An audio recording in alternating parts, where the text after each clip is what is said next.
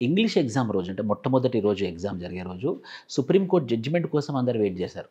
సుప్రీంకోర్టులో కేసు ఉండే మొదటి రోజు ఇంగ్లీష్ పేపర్ రోజు. ఆ సుప్రీంకోర్టు జడ్జిమెంట్ చూసి ఎగ్జామ్ సెంటర్‌కి వెళ్దాం అనే విధంగా. Oh my God! ఎంత టెన్షను అసలు. వీళ్ళు ఇప్పుడు ఖచ్చితంగా ఈ అచీవర్స్‌ని మనము ఎందుకు మనము హర్షించాలి అని అంటే అంత అన్‌సర్టెనిటీ. ఆ రోజు సుప్రీంకోర్టు గనుక క్యాన్సిల్ పోస్ట్‌పోన్ చేసిందంటే పోస్ట్‌పోన్ అయ్యే ఎగ్జామ్. అవును. రాసిందంతా వేస్ట్. వాళ్ళ ఎఫర్ట్ అంతా వేస్ట్ అయిపోయింది. అలాంటి సిట్యుయేషన్‌లో రాసారు exam. So normal exam UPSC అన్న ఇలాంటి ఇష్యూస్ ఉండవు. ఈ టీజీపీఎస్సీ, ఏపీపీఎస్సీ ఇలాంటి ఎగ్జామ్స్‌లో ఇలాంటి ఇష్యూస్ ఉంటాయి కాబట్టి ఖచ్చితంగా this are the original achievers because వీళ్ళు ఎమోషనల్లీ స్ట్రాంగ్. అవును. అవును. మొన్న ఎక్కడ ఎందుకు ఏపీలో ఏమైంది చెప్పండి? అది మెయిన్స్ జరుగుతుందో అవ్వదో అనే టెన్షన్‌లో పెద్ద పెద్ద యాజిటేషన్స్ జరిగాయి కదా. గ్రూప్ 2కి. అది ఎంత అయింది? అయిపోయింది అసలు అది. ఫైనల్‌గా ఎగ్జామ్ జరిగింది. బట్ అల్టిమేట్‌గా ఎమోషనల్లీ స్ట్రాంగ్ లేకపోతే so it's not a small thing to achieve this.